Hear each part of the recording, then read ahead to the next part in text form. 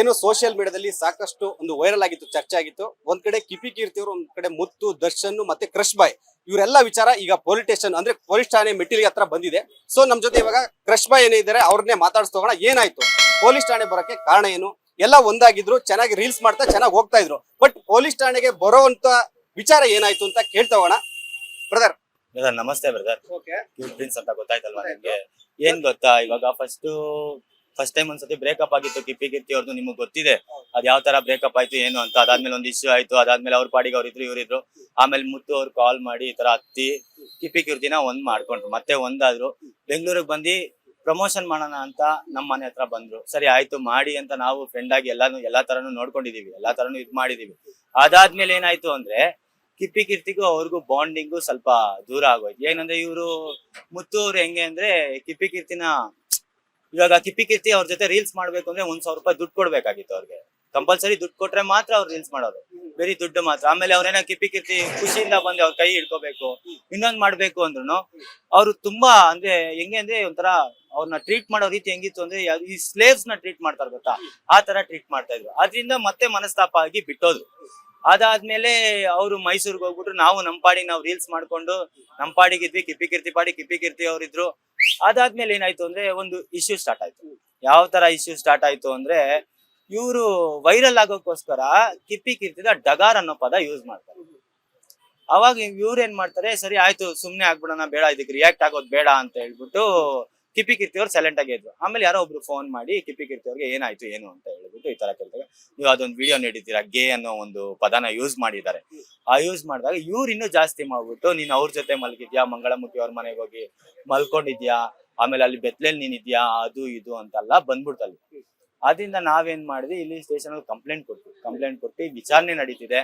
ಆ ವಿಷಯಕ್ಕಾಗಿ ಇವಾಗ ಒಂದ್ ಹೆಣ್ಮಗುಗೆ ಅವರು ಇನ್ನೊಬ್ರು ದರ್ಶನ್ ಅವ್ರ ಏನಂತಾರೆ, ಅವರು ಮನೆಗ್ ನುಗ್ಗಿ ಹೊಡಿತೀನಿ, ನಿಮ್ಮ ಅಮ್ಮನ ಮುಂದೆನೆ ನಿನ್ಗೆ ಹಂಗ್ ಮಾಡ್ತೀನಿ ಹಿಂಗ್ ಮಾಡ್ತೀನಿ ಅಂತ ಅವ್ರಿಬ್ರು ಸೇರ್ಕೊಂಡು, ಯಾರು ಇವ್ರು ದರ್ಶನ್ ಅನ್ನೋರು ಮುತ್ತು ಅನ್ನೋರು ಇಬ್ರು ಸೇರ್ಕೊಂಡು ಇವ್ರಿಗೆ ತೀರಾ ಇದಾಗ್ತಿದೆ. ಗೊತ್ತಿದೆಯಲ್ಲ ನಿಮ್ ಸೋಷಿಯಲ್ ಮೀಡಿಯಾದಲ್ಲಿ ನನ್ ಬಗ್ಗೆನು ಬೇರೆ ಬೇರೆ ತರ ಬ್ಯಾಡ್ ವರ್ಡ್ಸ್, ಯಾವ್ಯಾವ ತರ ಬ್ಯಾಡ್ ವರ್ಡ್ಸ್ ಆಗುತ್ತೋ ಆ ತರ ನಾನು ಯೂಸ್ ಮಾಡಲ್ಲ. ಅದನ್ನ ದಯವಿಟ್ಟು ಬೇಜಾರ್ ಮಾಡ್ಕೊಂಬೇಡಿ. ತುಂಬಾ ಕೆಟ್ಟ ಪದಗಳು ಆ ತರ ಯೂಸ್ ಮಾಡಿದ್ದಾರೆ. ಅದರಿಂದ ಇದಕ್ಕೆ ಯಾವುದೇ ಹೆಣ್ಮಗುಗೆ ಮುಂದೆ ಲೈಫಲ್ಲಿ, ಮುಂದೆ ಫ್ಯೂಚರ್ ಅಲ್ಲಿ ಯಾವುದೇ ಹೆಣ್ಮಗುಗೆ ಒಂದು ಹುಡುಗಂಗೆ ಭಯ ಬರ್ಬೇಕು, ಆ ತರ ಮಾಡಬಾರ್ದು ಅನ್ನೋ ಒಂದು ವಿಡಿಯೋ ಮಾಡಬಾರ್ದು, ಹೆಣ್ಮಕ್ಳ ಮೇಲೆ ಮಾಡಬಾರ್ದು ಅಂತ ಹೇಳ್ತಾರೆ. ಬ್ರದರ್ ಒಂದು ಏನಂತಂದ್ರೆ, ಇವಾಗ ಕಿಪ್ಪಿ ಕೀರ್ತಿ ಮತ್ತೆ ಮುತ್ತು, ದರ್ಶನ್ ಇವ್ರು 3 ಜನ ಇರೋ ವಿಚಾರ ನೀವೇ ಎಂಟ್ರಿ ಕೊಟ್ರಿ ಅಂದ್ರೆ ನಿಮ್ಮ ಹೆಸರು ಏನು ಬಂತು? ಮತ್ತೆ ನಿಮ್ಗೂ ಕಿಪ್ಪಿ ಕೀರ್ತಿ ಅವರ ಗ್ಯಾಂಗಿಗೂ ಯಾವಾಗಿಂದ ಸಂಬಂಧ, ಮತ್ತೆ ಯಾವಾಗಿಂದ ಪರಿಚಯ? ನನಗೆ ಕಿಪ್ಪಿ ಕೀರ್ತಿ ರೀಸೆಂಟ್ ಆಗಿ ಪರಿಚಯ ಆಗಿದೆ. ಒಂದು 7-8 ಮಂತ್ಸ್ ಇಲ್ಲ 1 ವರ್ಷ ಆಗಿರ್ಬೋದು. ಆವಾಗ ನಮ್ಗೆ ಗಂಗಕ್ಕ ಅವ್ರ ಕಡೆಯಿಂದ ಪರಿಚಯ ಆಗಿದ್ದು. ಆಕ್ಚುಲಿ ಹಂಗೆ ಮಾತುಕತೆ ಮಾಡ್ಕೊಂಡು ಪರಿಚಯ ಆಗಿದ್ದು. ಇವರೆಲ್ಲ ನಮ್ ಜೊತೆ ಫ್ರೆಂಡ್ಸ್ ಆಗೇ ಇದ್ದು. ಫಸ್ಟ್ ಅವ್ರ ದರ್ಶನ್ ಅನ್ನೋರು ನನ್ ಜೊತೆ ಫ್ರೆಂಡ್ ಆಗಿದ್ರು. ಅದಾದ್ಮೇಲೆ ಅವರು ಮುಂದೆ ಒಂಥರ ಹಿಂದೆ ಒಂಥರ ಮಾತಾಡೋದು, ಆಮೇಲೆ ಒಬ್ರ ಬಗ್ಗೆ ಕೆಡ್ದಾಗ ಮಾತಾಡೋದು, ಇದೆಲ್ಲ ಮಾಡ್ತಿದ್ರು ಅಂದ್ಬಿಟ್ಟು ನಾವು ಅವ್ರ ಸವಾಸ ಬಿಟ್ಬಿಟ್ಟು ನಾವು ದೂರ ಬಂದ್ಬಿಟ್ವಿ. ಅದಾದ್ಮೇಲೆ ದರ್ಶನ್ ಅವರು ಕಿಪ್ಪಿ ಅವರು ಅವ್ರ ಜೊತೆಗಿದ್ರು. ಅವ್ರ ಮಧ್ಯೆ ಏನ್ ಜಗಳಗಳಾಯ್ತೋ ಅವ್ರ ಊರಿಗೆ ಹೋದಾದ್ಮೇಲೆ ಕಿಪ್ಪಿ ಅವ್ರ ಊರಿಗೆ ಆದ್ಮೇಲೆ ಅವ್ರ ಸವಾಸ ಬಿಟ್ಬಿಟ್ಟು ಆರಾಮಾಗಿದ್ರು. ಅದಾದ್ಮೇಲೆ ಮುತ್ತು ಅವರು ನಮ್ಮನ್ನ ಪರಿಚಯ ಮಾಡ್ಕೊಂಡ್ರು. ಕಿಪ್ಪಿ ಅವ್ರು ನಮ್ ಜೊತೆ ಇದ್ರು. ಈ ತರ ಬೆಂಗಳೂರಿಗೆ ಬರ್ಬೇಕು, ನಮಗ್ ಸಮಸ್ಯೆ ಇದೆ ಸ್ಟೇ ಆಗಕ್ಕೆ, ಈ ತರ ನಾನು ಉಳ್ಕೊಳಕ್ ಜಾಗ ಇಲ್ಲ, ನನ್ಗೇನಾದ್ರು ಒಂದ್ ಮಾಡಿ ಅಂತ ಹೇಳ್ಬಿಟ್ಟು ನನಗ್ ಫೋನ್ ಮಾಡಿದ್ರು. ಅವಾಗ ಇವ್ರಿಬ್ರು ಫ್ರೆಂಡ್ಸ್ ಅಲ್ವಾ, ಸರಿ ಆಯ್ತು ಅಂತ ಹೇಳ್ಬಿಟ್ಟು ನಾನು ನಮ್ ಫ್ರೆಂಡ್ ಕಾವ್ಯ ಅಂತ ಇದ್ದಾರೆ, ಕಾವ್ಯ ಅವ್ರ ಮನೆಯಲ್ಲಿ ಕಿಪ್ಪಿನ, ನಮ್ಮ ಮನೇಲಿ ಮುತ್ತುನ ಇಸ್ಕೊಂಡಿದ್ದೆ. ಈ ತರ ಹಿಂಗೆ ಪರಿಚಯ ಆಗಿತ್ತು. ಅದು ಸೋಷಿಯಲ್ ಮೀಡಿಯಾ, ಮುತ್ತು ಬಂದು ಸೋಷಿಯಲ್ ಮೀಡಿಯಾದಲ್ಲೇ ಪರಿಚಯ ಆಗಿತ್ತು.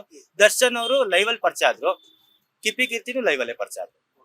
ಅಂದ್ರೆ ಇವಾಗ ವಿಚಾರ ಏನಂತಂದ್ರೆ, ಅವಾಚ್ಯ ಶಬ್ದ ಬಳಕೆಯ ಜೊತೆಗೆ ಹಣಕಾಸಿನ ವಿಚಾರವು ಇವಾಗ ನಿಮ್ ನಡುವೆ ಗಲಭೆ ಹಾಕಿ ಒಂದು ಜಗಳ ಕಾರಣ ಆಯ್ತು ಅನ್ನೋದು ಟ್ಯಾಕ್ ಇದೆ. ಏನಕ್ಕೆ ಅಂತಂದ್ರೆ, ನೀವ್ ಹೇಳ್ದಂಗೆ ಇವಾಗ ಅದೇ ಅಂದ್ರೆ ಒಂದ್ ರೀಲ್ ಮಾಡ್ಬೇಕಂದ್ರೆ 1,000 ರೂಪಾಯಿ ಇಸ್ಕೊಳ್ಳೋದು, ಒಂದು ಕೊಲಾಬ್ರೇಷನ್ ಆಗಿರ್ಬೋದು, ಬೇರೆ ತರದೆಲ್ಲ ವಿಚಾರದಲ್ಲಿ ನಿಮ್ ನಡುವೆ ಮನಸ್ತಾಪ ಬಂತು ಅನ್ನೋ ವಿಚಾರ ಕೂಡ ಇದೆ. ಸರ್ ಇವಾಗ ಓಪನ್ ಅಪ್ ಆಗಿ ಹೇಳ್ಬಿಡ್ತೀನಿ, ಅವ್ರದ್ದು ಟ್ರೂ ಲವ್ ಅಲ್ಲ. ನಾನೇ ಹೇಳ್ತೀನಿ ನೋಡಿ, ಅವ್ರದ್ದು ಟ್ರೂ ಲವ್ ಅಲ್ಲ. ಇವರು ಅವ್ರನ್ನ ಬಳಸ್ಕೊಳಕ್ ಬಂದಿದೆ. ಆಕ್ಚುಲಿ ಲೈಕ್ಸ್, ಫಾಲೋವರ್ಸ್, ವ್ಯೂಸ್, ಇದರಿಂದ ಆಮೇಲೆ ಪ್ರಮೋಷನ್ ಮಾಡಿದ್ರೆ ಒಂದ್ ಪ್ರಮೋಷನ್ ಅಂತ ಇಷ್ಟು ದುಡ್ಡು ಇರುತ್ತೆ, ಅದ್ರಲ್ಲಿ ಅರ್ಧ ದುಡ್ಡು ಇವಾಗ ಕಿಪ್ಪಿ ಕೀರ್ತಿ ಪರ್ಸನಲ್ ಆಗಿ ಮಾಡಿದ್ರು ಇವ್ರಿಗೆ ಅರ್ಧ ದುಡ್ಡು ಕೊಡ್ಬೇಕಾಗಿತ್ತು.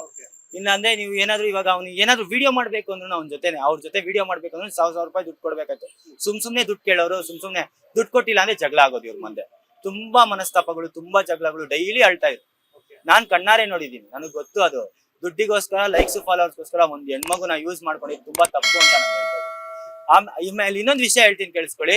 ಕಿಪ್ಪಿ ಕೀರ್ತಿ ಯಾವಾಗ ಇವ್ರಿಬ್ಬರನ್ನ ಬಿಟ್ಟು ಹೋಗ್ಬಿಟ್ರು, ಅವಾಗ ಇವ್ರಿಗೆ ಲೈಕ್ ಫಾಲೋವರ್ಸ್ ಎಲ್ಲ ನಿಂತೋಯ್ತು.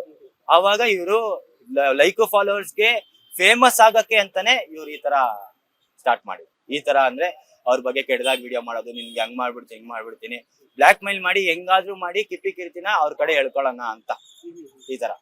ಓಕೆ, ಒಂದ್ ಕಡೆ ನೀವ್ ಹೇಳಿದ ಇದ್ ಮಾಡೋಣ, ನಿಮ್ ಕಡೆ ವರ್ಷನ್ ತಗೊಳ್ತೀವಿ. ಇನ್ನೊಂದ್ ಕಡೆ ಕಿಪಿ ಕೀರ್ತಿ ಅವರು ಒಂದ್ ವಿಡಿಯೋದಲ್ಲಿ ಹೇಳ್ತಾರೆ ಏನಂತಂದ್ರೆ ಮುತ್ತು ಮತ್ತೆ ದರ್ಶನ್ ಗೆ ಮಂಗಳಮುಖಿಯವರ ಸವಾಸ ಮಾಡ್ತಿದ್ದಾರೆ ಅನ್ನೋ ಒಂದು ಟಾಕು ಅಂದ್ರೆ ಮಾತು ಅದನ್ನು ಕೂಡ ಹೇಳಿದ್ದಾರೆ. ಸೊ ಏನ್ ಹೇಳ್ತಾರೆ ಇದ್ರ ಬಗ್ಗೆ? ಅಂದ್ರೆ ಯಾಕೆ ಕಿಪಿ ಕೀರ್ತಿ ಅವರಿಗೆ ಅದು ಗೊತ್ತಾ ಏನಾದ್ರು ಅಂದ್ರೆ ಆ ಸ್ಟೇಟ್ಮೆಂಟ್ ಗೆ ಅವ್ರ ಹತ್ರ ಏನಾದ್ರು ಪ್ರೂಫ್ ಇದೆಯಾ? ಅವ್ರಿಗೆ ಅದ್ರ ಬಗ್ಗೆ ಕ್ಲಾರಿಟಿ ಕೊಡ್ತಾರ? ಅದ್ರ ಬಗ್ಗೆ ನಾನು ಹೆಂಗೆ ಹೇಳಿ ನಿಮ್ಗೆ, ಅದು ಇವಾಗ ಅವ್ರು ಗೇನೋ ಇನ್ನೊಂದು ಅದು ಅವ್ರ ಪರ್ಸನಲ್, ಅದ್ರ ಬಗ್ಗೆ ದಯವಿಟ್ಟು ನನಗೆ ಕೇಳ್ಬೇಡಿ. ಅದು ಅವರಿಬ್ರು ಮಧ್ಯೆ ಆಗಿರೋ ಕಾನ್ವರ್ಸೇಷನ್, ಅವರು ಗೇನೋ ಇನ್ನೊಂದು ನಮಗ್ ಗೊತ್ತಿಲ್ಲ, ಅದು ಅವ್ರ ಪರ್ಸನಲ್ ಆಗಿ ಅದ್ ಮಾಡಿರೋದು. ಬಟ್ ಅದೇ ನಾನ್ ಕಂಡ ಮಟ್ಟಿಗೆ ಮುತ್ತು ಅವರು ಜಾಸ್ತಿ ಕಿಪ್ಪಿ ಜೊತೆ ಇರ್ತಾ ಇರ್ಲಿಲ್ಲ. ಆ ಒಂದು ಮನಸ್ತಾಪ ಅದು ಅವ್ರು ಹೇಳಿದಾರಲ್ಲ, ರೆಕಾರ್ಡ್ ಅಲ್ಲೇ ಇದ್ರೆ ಹುಡುಗರ ಜೊತೆ ಜಾಸ್ತಿ ಇರ್ತಾರೆ, ಹುಡುಗರ ಜೊತೆ ಇರ್ತಾರೆ ಅದು ಇದು ಅಂತ. ಯಾಕಂದ್ರೆ ಒಬ್ರು ಇವಾಗ ಒಬ್ರು ಅವ್ರಿಗೆ ರೆಸ್ಪೆಕ್ಟ್ ಕೊಡ್ಬೇಕು ನಾವು. ಒಂದು ಮಂಗಳಮುಖಿಗೆ ಆಗ್ಲಿ, ಒಬ್ರು ಟ್ರಾನ್ಸ್ ಆಗಿರ್ಲಿ, ಇನ್ನೊಬ್ರಾಗ್ಲಿ ಮತ್ತೊಬ್ರಾಗ್ಲಿ, ಅವ್ರಿಗೆ ಇವಾಗ ಗೇ ಆಗಿದ್ರೆ ಅವ್ರಿಗೆ ರೆಸ್ಪೆಕ್ಟ್ ಕೊಡ್ಲೇಬೇಕಲ್ವಾ. ಈ ವಿಚಾರ ಸರಿ ಅಲ್ಲ ಅನ್ಸುತ್ತೆ, ನಾವು ಮಾತಾಡೋದು ಸರಿ ಅಲ್ಲ ಅನ್ಸುತ್ತೆ, ದಯವಿಟ್ಟು ಬೇಡ. ಯಾಕಂದ್ರೆ ಇದು ಪರ್ಸನಲಿ ಎಫೆಕ್ಟ್ ಆಗುತ್ತೆ ಅವ್ರಿಗೆ, ಅವ್ರ ಲೈಫಿಗೆ ಎಫೆಕ್ಟ್ ಆಗುತ್ತೆ. ಇವಾಗ ಅವ್ರ ಅಷ್ಟೆಲ್ಲ ಕೆಟ್ಟ ಪದ, ನನ್ನನ್ನು ಕೆಟ್ಟ ಪದ ನನ್ನ ತಾಯಿ ಬಗ್ಗೆನೂ ಮಾತಾಡಿದ್ದಾರೆ, ನಮ್ಮ ಅಕ್ಕನ ಬಗ್ಗೆ ಎಲ್ಲಾರ ಬಗ್ಗೆನೂ ಮಾತಾಡೋರೆ, ಯಾರ ಬಗ್ಗೆನೂ ಮಾತಾಡಿದ್ರೆ ಇದ್ರ ಬಗ್ಗೆ ನಾನು ಮಾತಾಡಕ್ ಇಷ್ಟಪಡಲ್ಲ ದಯವಿಟ್ಟು. ನನ್ಗೂ ಜೀವ ಬೆದರಿಕೆ ಎಲ್ಲ ಹಾಕಿದ್ದಾರೆ, ಬಟ್ ಆದ್ರೆ ಬಿಟ್ಬಿಡೋಣ ಈ ವಿಷಯನ ಅಂತ. ಯಾಕಂದ್ರೆ ಅವ್ರವ್ರ ಪರ್ಸನಲ್, ಅದು ಅವ್ರು ಏನ್ ಬೇಕಾದ್ರೂ ಮಾಡ್ಕೋಬಹುದು. ಒಂದು ಡೈರೆಕ್ಟ್ ಆಗಿ ಕೇಳ್ತೀನಿ, ಇದ್ರಲ್ಲಿ ನಿಮ್ ಪಾತ್ರ ಏನು? ಯಾಕೆಂದ್ರೆ ಕಿಪಿ ಕೀರ್ತಿ ಅವ್ರದ್ದು ಲವರ್ ಅದು ಓಕೆ, ಮಾತಾಡ್ತಿದ್ರೆ ಗಲಾಟೆ ಜಗಳ ಎಲ್ಲ ಓಕೆ, ನಿಮ್ ಪಾತ್ರ ಏನ್ ಇದ್ರಲ್ಲಿ? ನನ್ ಪಾತ್ರ ಏನಂದ್ರೆ ಕಿಪ್ಪಿ ಕೀರ್ತಿ ಒಂದ್ ಹೆಣ್ಣು, ಓಕೆನಾ, ಅವ್ರು ನನ್ ಬೆಸ್ಟ್ ಫ್ರೆಂಡ್ ಸಹ. ಯಾವ್ದೇ ಹೆಣ್ಮಗುಗೆ ಇವಾಗ ಅವ್ರು ಪರ್ಸನಲಿ ಫೋನ್ ಮಾಡ್ಕೊಂಡು ಅವ್ರು ಕೆಟ್ಟ ಪದಗಳು ಯೂಸ್ ಮಾಡ್ಕೊಂಡು ಜಗಳ ಆಡ್ಕೊಳ್ಳಿ, ಬಟ್ ಲಕ್ಷಾಂತರ ಜನ ನೋಡಿದ್ದಾರೆ. ಇದಕ್ಕೇನಂದ್ರೆ ಒಂದ್ ನ್ಯಾಯ ಸಿಗ್ಬೇಕು. ಬರೀ ರೇಪ್ ಆದ್ರೆ ಮಾತ್ರ ನ್ಯಾಯ ಅಲ್ಲ. ಇವಾಗ ಮುತ್ತು ದರ್ಶನ್ ಅನ್ನೋರ್ ಇಬ್ರು ಹೆಣ್ಮಕ್ಳಿಗೆ ಆ ಪದಗಳು, ಆ ತರ ಪದಗಳು, ಐ ಮೀನ್ ಬೇರೆ ಬೇರೆ ತರ ಪದಗಳು ಯೂಸ್ ಮಾಡ್ಬೇಕಾರೆ ಬೇರೆ ಹೆಣ್ಮಕ್ಳನ್ನ ಅವ್ರನ್ನ ನೋಡಿ ಇನ್ನೊಂದು 10 ಜನ ಕರೀತಾರೆ. ಈ ತರ ನಾವು ಕೆಟ್ಟ ಪದ ಯೂಸ್ ಮಾಡಿದ್ರೆ ನಮ್ಗೆ ಇನ್ಸ್ಟಾಗ್ರಾಮ್ ಅಲ್ಲಿ ಲೈಕ್ಸ್ ವ್ಯೂಸ್ ಬರುತ್ತೆ. ಇವಾಗ ನೀನ್ ಅಂತ ಪದಗಳು ಯೂಸ್ ಮಾಡಿನೇ ಲೈಕ್ಸ್ ವ್ಯೂಸ್ ತಗೊಬೇಕು ಅನ್ನೋದೇನಿದೆ? ನಾನ್ ಕೇಳ್ತಾ ಇರೋದು, ಇದು ನಮ್ಮಿಂದ ಒಂದ್ 4 ಜನ ಕಲಿತಾರೆ, ನನ್ನಿಂದ ಒಂದ್ 4 ಜನ ಕಲೀಲಿ, ಆ 4 ಜನ ಇನ್ನೊಂದ್ 4 ಜನ ಕೇಳಲಿ ಅನ್ನೋ ಉದ್ದೇಶ ಅಷ್ಟೇ. ಬೇರೆ ಅದು ಬಿಟ್ರೆ ಬೇರೆ ಏನೂ ಇಲ್ಲ. ನನ್ನ ಪಾತ್ರ ಇಷ್ಟೇ. ಅದೇ ಒಂದು ಸೆಕೆಂಡ್ ನಮ್ಮ ಅಕ್ಕಂಗಾಗಿದ್ರೆ ಮಾತ್ ನಾನ್ ಸುಮ್ನೆ ಇರ್ತೀನ ಹೇಳಿ? ಆ ಹೆಣ್ಮಗುಗ್ ಯಾರು ಇಲ್ಲ, ಅವ್ರ ಅಮ್ಮ ಇದಾರೆ, ಅವ್ರಿದ್ದಾರೆ, ಅವ್ರ ಅಣ್ಣ ಇದಾರೆ, ಅವ್ರ ಅಣ್ಣ ಜಾಸ್ತಿ ತಲೆ ಕೆಡ್ಸ್ಕೊಳಲ್ಲ, ಓಕೆನಾ. ಆ ಹೆಣ್ಮಗು ಜಾಗದಲ್ಲಿ ನಮ್ಮ ಅಕ್ಕ ಇದ್ರೆ ನೀವ್ ಸುಮ್ನೆ ಇರ್ತೀರಾ? ಹೇಳಿ? ಇರಲ್ಲ ಅಲ್ವಾ? ಅದೇ ತರಾನೇ ಅದು ಪಬ್ಲಿಕ್ ಅಲ್ಲಿ ಆ ಹೆಣ್ಮಗು ಬಗ್ಗೆ ಏನ್ ತಿಳ್ಕೊಳಲ್ಲ.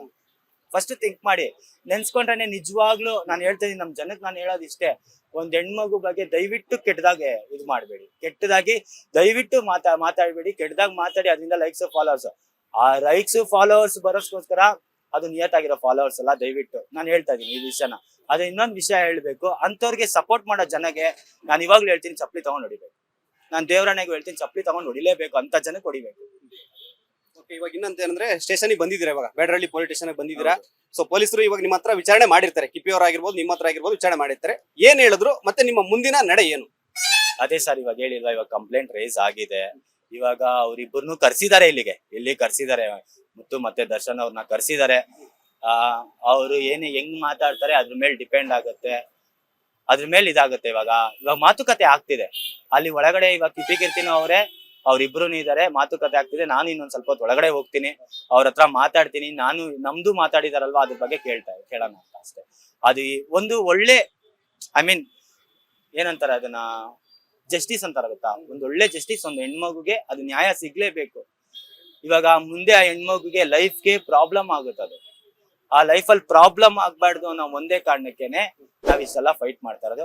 ಒಳಗಡೆ ಏನಾಗುತ್ತೆ ಅನ್ನೋದು ನಾನು ನೆಕ್ಸ್ಟ್ ಟೈಮ್ ನಿಮಗೆ ಸಿಕ್ಕಿದಾಗ ನಾನು ನಿಮ್ಗೆ ಹೇಳ್ತೀನಿ, ಖಂಡಿತ ಹೇಳ್ತೀನಿ. ಲೇಟೆಸ್ಟ್ ಹಾಗೂ ಇಂಟ್ರೆಸ್ಟಿಂಗ್ ಸುದ್ದಿಗಳಿಗಾಗಿ ಬಾಸ್ ಟಿವಿ ಕನ್ನಡ ಚಾನೆಲ್ನ ಸಬ್ಸ್ಕ್ರೈಬ್ ಮಾಡಿ, ಹಾಗೆಯೇ ಬೆಲ್ ಐಕಾನ್ ಪ್ರೆಸ್ ಮಾಡಿ. ಇದರ ಜೊತೆಗೆ ಫೇಸ್ಬುಕ್, ಇನ್ಸ್ಟಾಗ್ರಾಮ್, ಎಕ್ಸ್ ನಲ್ಲೂ ಮಿಸ್ ಮಾಡದೆ ಫಾಲೋ ಮಾಡಿ.